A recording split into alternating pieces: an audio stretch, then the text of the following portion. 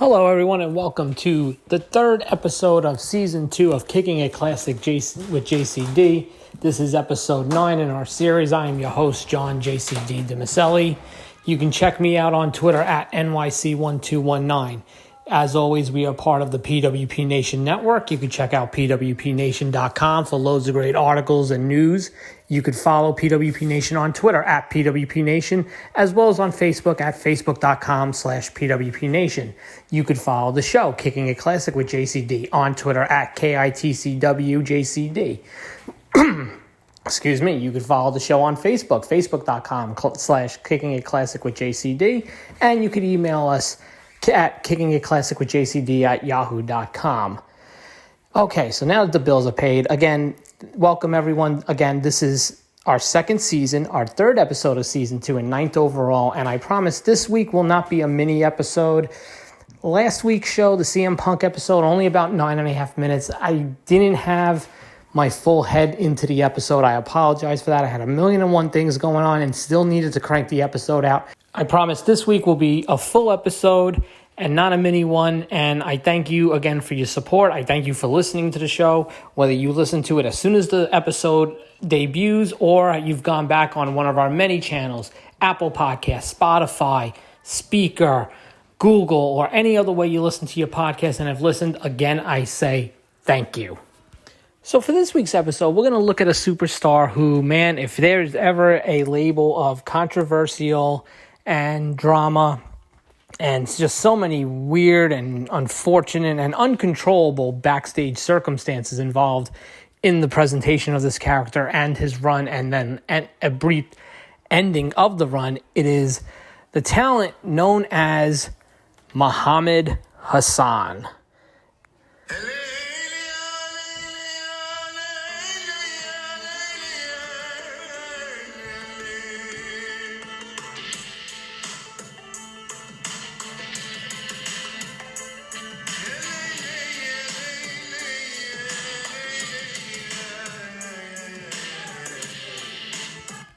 Towards the end of 2004, WWE started to freshen up their roster and their characters.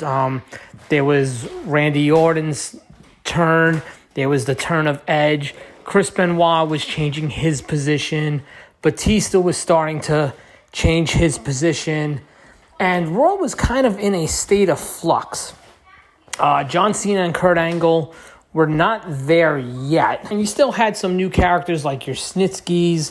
Like I said, the Batista, Randy Orton, Edge, they were kind of finding new roles. Chris Jericho was still there. Benoit, like I said, was positioning into a new role. So Raw, on the Raw side, things were kind of changing. And then right around, I want to say post-Survivor Series, some vignettes started debuting for a new character who was named Mohamed Hassan. And the story being he's an Arab American living in a post-9/11 world. And here is the first vignette that aired for Hassan.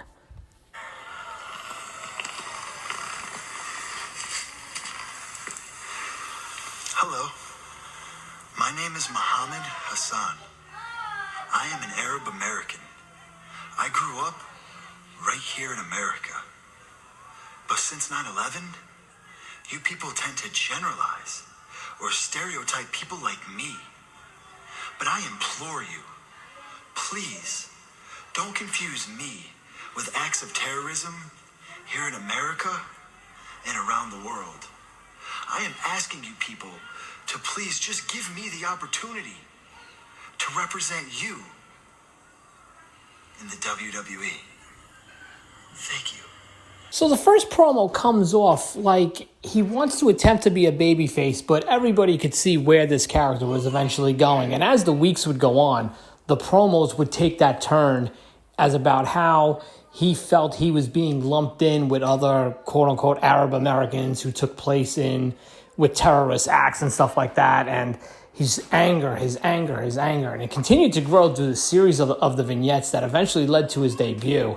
In fact, when he finally debuted in the middle of December, he actually came right blazing right out of the gate, confronting Mick Foley during a promo. and started berating Foley, the United States. That would continue for the following weeks when he would turn his attention to Jim Ross and Jerry Lawler because they were the commentators. They even did a debate. Heck, Hassan's debut match on pay-per-view is at New Year's Revolution where he defeats Lawler, And, if that doesn't tell you, I mean, I know what you're saying. It's Jim Ross, it's Jerry Lawler, it's Mick Foley. But you got to remember what these guys represented at the time. For someone to debut and come right out of the gate against people like this, that's very telling of what the company had planned for him. Now, a little bit of backstory. Vince was always going to do a international heel character. He's done them in the past before, but he was going to really circle back to it in a way that was going to be something massive. Now, before the Hassan character came to be, actually in the summer of 2004, there were promos and vignettes shortly for a character that was going to be named Hirohito. It was based out of Japan. A lot of the promos were done in a Pearl Harbor, World War II style, and Hirohito was coming. They even went as far as to take certain towns, especially ones from Canada, most notably Chris Benoit and Chris Jericho, and Benoit all of a sudden became from Atlanta, Georgia. Jericho became from Manhasset, New York, which is in Long Island, which is where Jericho's actually from. They were so prepared to do this big angle with this international character that they even took their already established foreign guys and changed where they were from. Now, Hirohito would actually eventually, the perception would get dropped. Even though some major plans were in place for the character, he was supposed to originally face Chris Benoit at SummerSlam 2004, not Randy Orton. Hirohito actually ended up being Kenzo Suzuki. So when the character was dropped, Suzuki entered the company the way he did. And the character, like I said, was dropped, but they picked it up and they went full steam with Hassan. Now, you even took it to a point where at the 2005 Royal Rumble, which is, it's Raw versus SmackDown, blah, blah, blah, when Hassan entered at number 13, everybody who was in the ring, whether you were on Raw, you were on SmackDown, you were a face, you were a heel, stopped what they were doing. Even Hardcore Holly stopped abusing Daniel Puder, for those who remember that. And they all ganged up and did the quick style elimination on Hassan. But it was a case where they all came together as Americans. That was the story they were telling to combat this anti-American person. So, coming out of the Rumble, it didn't hurt Hassan at all. He was working with guys like Jericho, Benjamin, Hurricane, Sergeant Slaughter, Benoit, and he was in a solid position. He was undefeated, and you would think maybe they would have something big planned for him with WrestleMania coming up. However, he's not booked as of the official card for the show, which seemed odd. I mean, there could have been some way, even if it was in a typical, traditional, just here's a showcase match, here's a guy who's somewhat of a name, here's Hassan, and we'll have Hassan go over to keep building him. But they didn't book him that way, which was very odd. But what they would end up doing with him at Mania was probably better than any match they could have put together for him.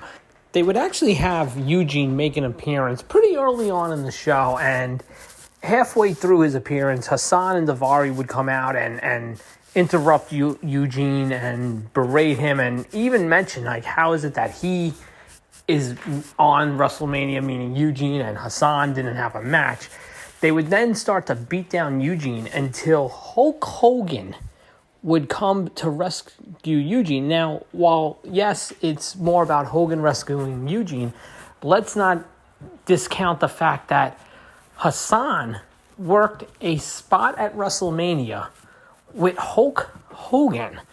That is almost as high as you can get. I don't see how you could get, other than obviously main eventing WrestleMania and winning a championship or working with Undertaker. But, there's very few things you could do at WrestleMania that would top working with Hulk Hogan. And that's what Hassan and Davari did. And again, these are the things that show they had major plans for him.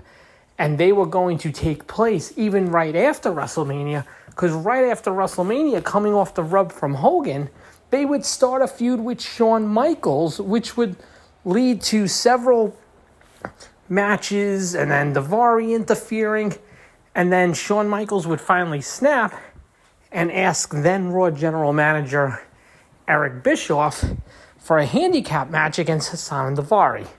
Bischoff would say no, he had to find a partner, and that led to HBK cutting one of the amazing promos he's ever cut in his career.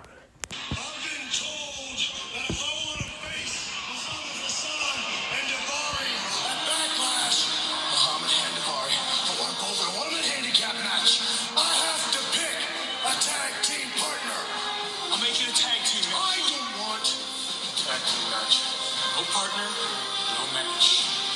When I think about Mohamed Hassan and Davari, the first thing that comes to my mind is how much I love this country. If I have to pick a tag team partner, I'm going to pick somebody that feels as passionately about this as I do.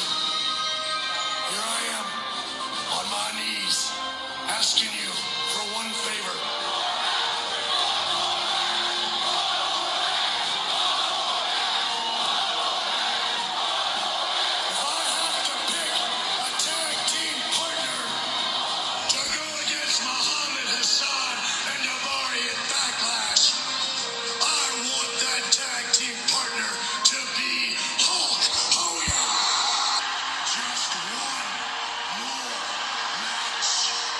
And with that promo, the stage was set. Would Hogan team with Shawn Michaels? Well, we get to Madison Square Garden 2 weeks before Backlash, and the match was Shawn Michaels versus Davari. And as somebody who went to that show, everybody and their mother knew Hogan was appearing at the show. And my God, let me tell you, there's a spot where Hassan interferes, Davari gets disqualified, and they are literally hanging Shawn Michaels off the top rope. And I never heard a place pop more than MSG. Not because we were cheering for Hassan or we wanted Michaels to die, although we did at Survivor Series 96, but that's a whole other different night. We knew what that meant, and we knew that meant Hogan was coming out. And sure as day, Hogan comes out, saves Michaels, gives Michaels this nod, and the match is set for Backlash. Now, again, think about what they're doing with Hassan and Davari.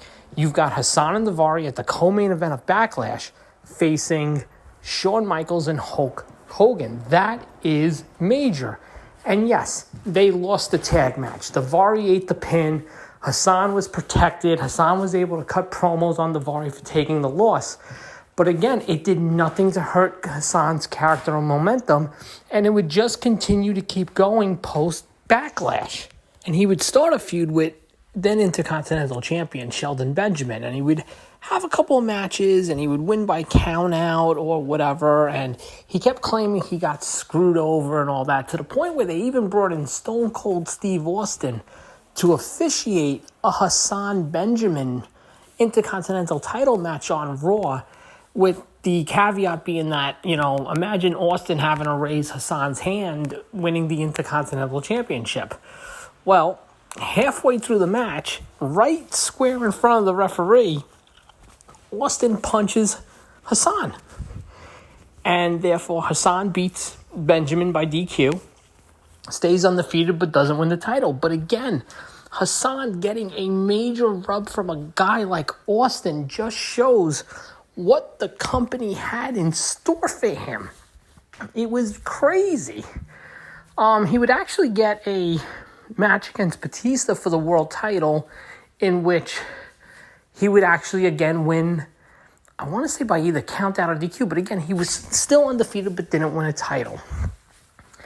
That's when things in mid-June started to get a little hairy. And I know we'll get to the eventual big incident, but apparently Spike TV, well, not so much Spike TV, but more so Viacom, the parent company of Spike TV, was starting to get a little uncomfortable with the character. innuendos were becoming a little more frequent, and the character was getting a lot more edgy. I mean, they hung Shawn Michaels over the top rope with, Hajads, whatever the hell you call them, in Madison Square Garden. And things were starting to get, WWE was starting to get a little pressure on the character. So out of nowhere, on a June episode of Raw, Hassan gets a shot at Cena for the title. It was actually built up as Eric Bischoff trying to punish Cena, but then Cena out of nowhere buries and squashes Hassan in like 2 minutes, ending the undefeated streak and really killed Hassan's image and perception on Raw. So as it turns out, Hassan would be moved to SmackDown in late June as part of the draft, and he would actually even be part of the match to determine a world champion on SmackDown before Batista would show up there. That's all well and good, and here comes an angle with Undertaker, and man, this is where it all goes to hell. And normally I would tie that into a feud with Undertaker, but it really had zero to do with Taker and just everything to do with some batshit crazy, unfortunate, how in the hell circumstances that took place. So, here's the story. On July 4th, WWE taped SmackDown. What happened was, it was announced that Mohamed Hassan will face The Undertaker at the Great American Bash at July 24th. Keep that date in mind. That date's important. And the winner would be the number one contender and get the title shot against Batista at SummerSlam in August. Okay, no problem. With the way Hassan was being pushed to the moon, it was obvious Taker was going to put him over, and Hassan would get the title shot versus Batista. Okay. In typical WWE booking fashion, and everybody's done it, and it makes total sense to do, it's announced that Undertaker will face Davari that night on SmackDown. The match happens. Undertaker is destroying Davari. 3/4 of the match, way into the match, Hassan gets on his knees, starts praying, and these guys, full black hoods, long sleeve back shirts, gloves, khaki pants, boots, come in and start laying waste to Taker. They tie him out with, I think Hassan chokes him with like wire. It looked really bad. I mean, Jesus Christ, short of beheading Taker, this was a terrorist attack angle in every sense of the word. To the part where even Davari being carried away from the ring by the guys as if he made the sacrifice. Now, that was taped on July 4th. It was scheduled to air July 7th. The problem is, the morning of, the London bombings happened. And as you can imagine, this was a major world event. WWE in the US and Canada on UPN and the Score in Canada airs the angle in full. They ran some warnings throughout the show leading up to it, but they ran the angle. Luckily, Europe, and I forget where else, which aired SmackDown a day later, was able to pull the segment. Well, besides the total backlash that this received, the New York Post, countless news outlets picked up on it. WWE had a major PR shitstorm on their hands, and more importantly, so did UPN. And for the first time ever, WWE was going to find out what it was like to have the network involved in their storylines, because UPN announced right after the show aired that going forward they would be monitoring the storyline closely, and that was not going to end well. So the following week, WWE was not going to have Hassan in the match, and instead they were just going to have him cut a promo, to which UPN responded that they would need to see the promo and make any edits and changes that they felt were going to be appropriate and necessary, and then let WWE air the promo. That did not fly well with WWE. WWE actually pulled the promo from the broadcast and instead aired it in its entirety on WWE.com. And in the promo, Hassan again reiterates about being an Arab American, but not necessarily being involved in certain acts, which aka terrorism, stuff like that. He even called out the New York Post, the writer specifically. I forget his name off the top of my head, but I mean, he kind of, if there was, the only way this was known that it wasn't going to be a work shoot was because Hassan was actually played by an Italian wrestler named Mark Capani. If it wasn't for the fact that Capani was Italian, you could probably say this might have been coming off as a work shoot, but it wasn't. But, you know, they were really hitting with the realism of what had happened and the backlash from the week before, and they were really pushing it hard heading into this match with Taker at Great American Bash for the number one contendership and the shot at SummerSlam. Instead, WWE had an angle on SmackDown where Hassan's quote-unquote lawyer had announced that Hassan would not be appearing on SmackDown and was not going to appear at the Great American Bash because of how the media treated him and how WWE and SmackDown General Manager Teddy Long had treated him. So he's not on the go-home show to the Great American Bash that would have aired July 21st. Now we get to the event, the Great American Bash. And basically what happens is he appears, he comes out, and Taker, literally for all intents and purposes, squashes him and murders him. He beats Hassan and then proceeds to give Hassan a last ride through the stage. And, I mean, it was just brutal. There's even a shot later in the show where something else for one of the other matches, and you see quietly in the background Hassan being taken out on a stretcher. And it was even played up that how bad was he hurt and what had Taker done to him. A couple days later, Teddy Long announces that, you know, Hassan was going to not change his mind on what he had his lawyer announce, that he wouldn't be appearing on SmackDown anymore, and Hassan would not be appearing on SmackDown anymore. Thus, as far as, you know, the character goes, that explained him being gone from the company. As far as WWE goes, they had to write off the character. There was nothing else. UPN wanted him gone. Spike and Viacom, well, not so much Spike, but more so Viacom, didn't want him on Raw, which was ironic considering Raw was moving to USA a few months later. But so the character was done. The character was done for, you know, as soon as he came, he was gone. And as hot as he was gone. So Taker, as far as Undertaker goes, Undertaker would win the match and technically be the number one contender for the title at SummerSlam. However, he would lose that to JBL a few weeks later.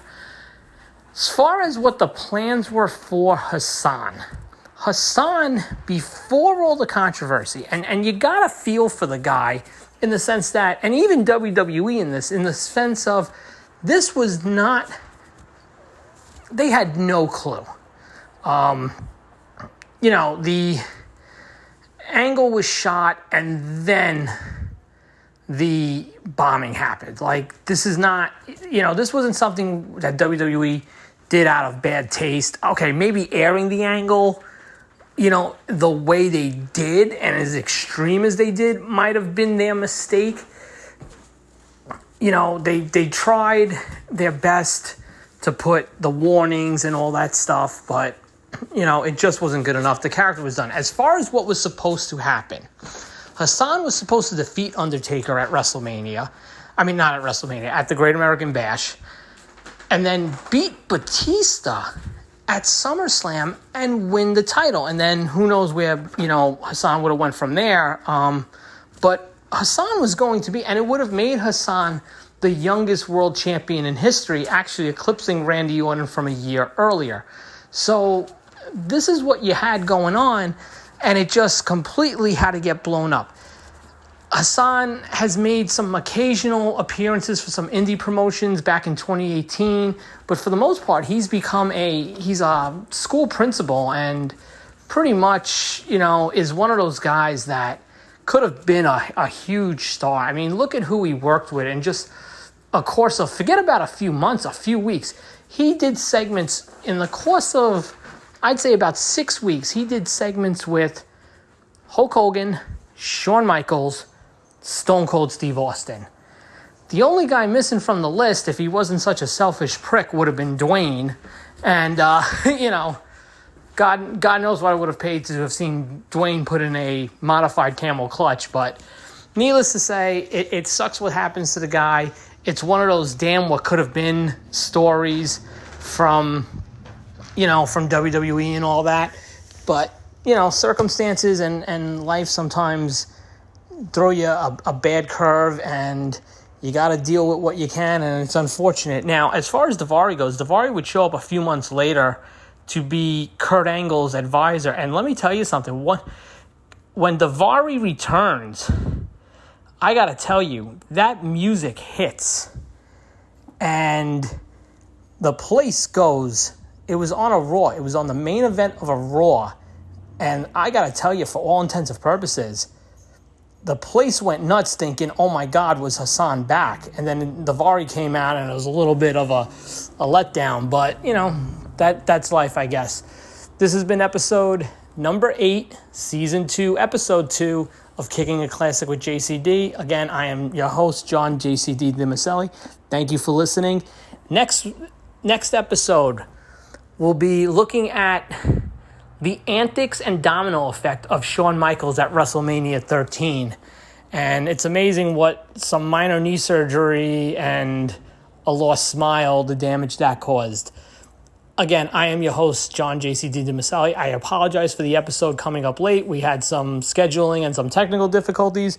But again, thank you for listening, and we'll see you all next week.